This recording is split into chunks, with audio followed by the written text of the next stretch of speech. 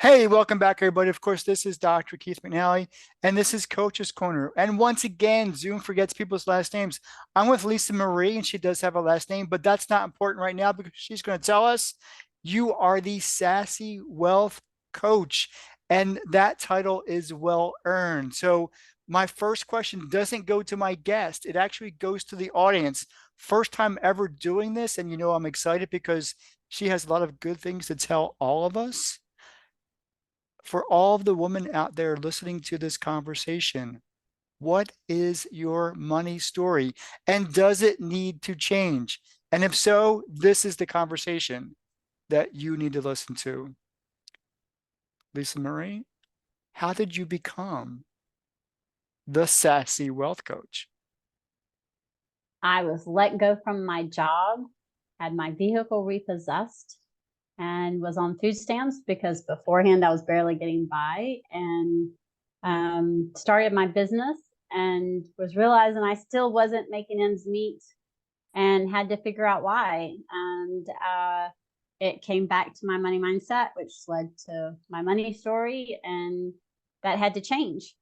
So as it changed, I evolved into the Sassy Wealth Coach.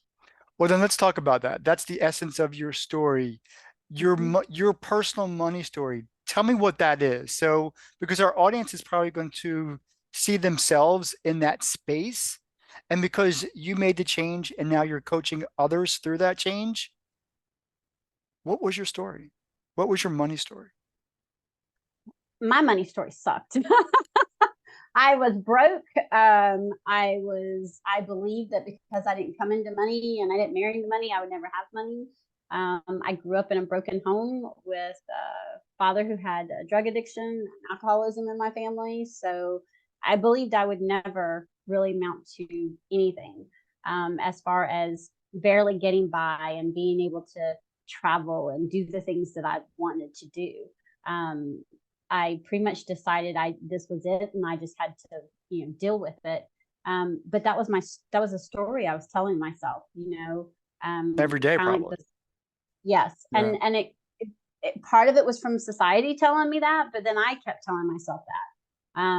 And once I realized that it was just a story, and I could take the steps to change it, and the first step was to realize that it was a story, and just turn the page and, okay, what actionable steps am I going to take to change it? Um, and that's where I say money mindset, money management go hand in hand, because at the same time of making those changes, I was also making money management changes because the relationship with money itself was changing. So let's talk about that change first. So, change happens because you're doing something differently. That's the only way change is going to happen. So, let's talk about the three things that needed to change. One, your thoughts, two, your words, and three, what you did with everything. So, how did your thoughts change? I journaled, or what I like to call mind dump. I mind dumped what my thoughts were, how I believed about money, what I believed about money. I mind dumped where I first remembered money. First thing I remembered about money being talked about, or first time I heard about money being talked about when I was younger, how that affected what I got from that. And then I reframed it, and I started reframing them. And so each day I was literally doing journal affirmations, like money. I went and Googled and found all kinds of money affirmations, and I picked three. And I would, people laugh at me. I would stand in front of the mirror and I would say them every single day. And then every time I paid a bill, I also started saying thank you. Okay, so let's put those three things together because I asked you what was your thoughts, and so you Googled money affirmations. And Mhm. then you said thank you every time you were able to pay a bill. So that was the words you were showing gratitude.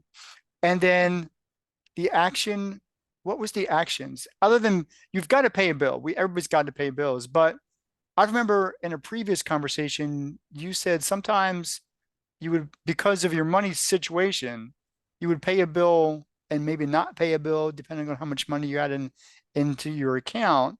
So what were the action items to make sure that you were getting things done on a regular basis? Well, I tried I call them cookie cutter spreadsheets or cookie cutter budget sheets. Okay. And they don't work. They don't work. So I created a spreadsheet, and the first thing I did was I listed the first thing I wanted to concentrate was on every single reoccurring monthly expense. And so for personal, I looked at it and I said, okay, what is not a necessity? What can I cut out? Because at the time I wasn't making it, right? Mm-hmm. So what is a necessity, especially in that first year of business? And the first thing to go was cable. That saved me almost $100 and something odd dollars a month. And so then I created what I call a money check-in. I call it a Friday money check-in. And I would literally check in with my bank account, compare it to my spreadsheet, check off what's come off, what do I have? And then as my business started growing, I started adding the things to my budget, like money going into different accounts. And that's one of the things I did is I opened up specific savings accounts for specific things so that my brain could visualize this money is for this money is for that, and it knew not to touch it. I like that. And so, like you said, thoughts, then words, then actions. But then this Mm-hmm. became not just something personal and you've conquered your money story. This became a business. And Yeah. again, I'm going to go back. You're the Sassy Wealth Coach. So talk to me about each of those words. Why are you the Sassy Wealth Coach? What is the sassy part? The sassy part's because I'm sassy. Okay. I live in the South, and I am very sassy. Um, so uh, my business before it up leveled to the Sassy Wealth Coach, it was Sassy Southern Accountant because I was sassy and Southern. Because again, sassy is just me. I'm sassy. People tell me all the time, "You're being sassy." And I'm like, you know what? I am. So And for so those of us who are not in the South, translate what it means to be sassy. It's a hand on the hips, telling you like it is with a lot of love, but not giving you any crap about I call you out on your BS. Cool. Why wealth? Why are you using the term wealth why not the sassy money coach? Because I believe in order to be truly happy, um, you need to be wealthy, not rich. Okay. There are people who are rich who have tons of money and they're miserable and unhappy. But to be wealthy, to have wealth, that means you also have freedom to live your life the way you're wanting to live it. And to me, freedom was everything. Um, that was one of the reasons why I started my business and decided not to go back corporate is I wanted the freedom. Right. And that freedom, being wealthy gives you that freedom. It gives you the freedom to grow your business more. It gives you the freedom to take off when you want to. It gives you the freedom to do the things and give back however you want to do that. That's perfect. And so that really gives people an understanding that they are now in control of their story rather than the reverse. But now I want to Right. go to coaching because I know a lot of coaches and I've talked to a lot of coaches. And depending on who you are and who coached you to be a coach, you see coaching very differently. And I say that because earlier you talked about cookie cutter things didn't necessarily work for you. Like cookie cutter strategies, those, one hat fits all kind of thing didn't work for you. You had to develop your own strategy.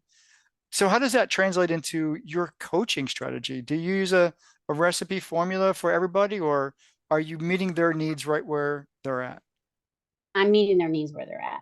Talk to me about that. So if it's with money management, yes, I have a spreadsheet that's like a beginner, what I call a financial dashboard. But from there, that's what we start when we put their information in there. It then becomes tailored specifically for them, where they're at and their lifestyle. So some people may have 5 tabs, some clients may have 3 tabs, some may have more than that. But the dashboard is built and customized specifically for them, their business and their lifestyle.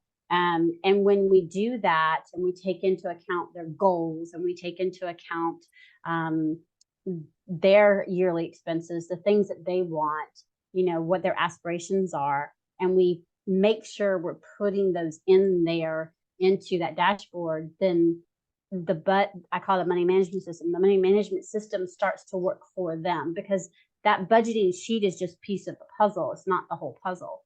You've also got to be able to see your cash flow, which is your bank accounts. And you've also got to be able to allocate the money and have it, like I said, allocate it to different accounts. So I have different business accounts where my money is allocated to. And then for my personal, when I'm saving, I have, I don't know, probably 12 different savings accounts, but they're for specific things, and money goes into them each month for those things. And so my savings accounts will be different than yours or someone else's, because what I'm saving for is the things I'm wanting to do and grow and aspire. And that's going to be different than yours. And so that's where we say, okay, how does this look? And so if someone has more debt, then we're going to work on getting that down before we start working on another piece. I start where they're at, because when you don't and you try to say, oh, you need to go open up this and you need to put this much money in savings, and they can't, pay the credit cards down or whatever, then all you're doing is making it like a crash diet, and it's not going to be successful. It's not going to be sustainable. And I want it to be sustainable for them. So it sounds like there's a lot of learning that needs to take place. Now, you mentioned changing your story, and that, of course, is the facilitator of changing everything else around how you deal with, think about, and use and handle money. When you are faced with, or when somebody comes to you in very much the similar situation that you were in, being the Sassy Wealth Coach, how do you dive into that conversation without scaring somebody away? Because most of the times, people who are lost in whatever money story they're in don't know where to start. How do you get that conversation started? Well, first I tell them there's no judgment. And then normally when I share a piece of mind, they'll start opening up, and you may not be surprised, but a lot of them will start crying. And when they go to apologize, there's no need to apologize. Tell me about this. And I listen. And I don't sympathize, but I empathize with them. And then I say, okay, well, how could we go about maybe doing this differently? We could probably do this. And they start to see the possibility of, oh, wait, things can change. Hmm. And they see that there is someone that understands, that doesn't judge, who's been there because I shared it. And the fact that I let them tell me their story, without even realizing they were actually telling me part of their story. And I didn't judge. And then I give pieces, and I'll say, I have a lot of ideas, but I don't want to overwhelm you. So this is what I would start off with. I like that. And so, with that, as people begin to fully disclose, they're becoming vulnerable. They're because we're emotionally tied to our monies and whatever, it's just the way it is. And so when we feel that it's controlling us further than the other way, there's a lot of fear, anxiety, frustration.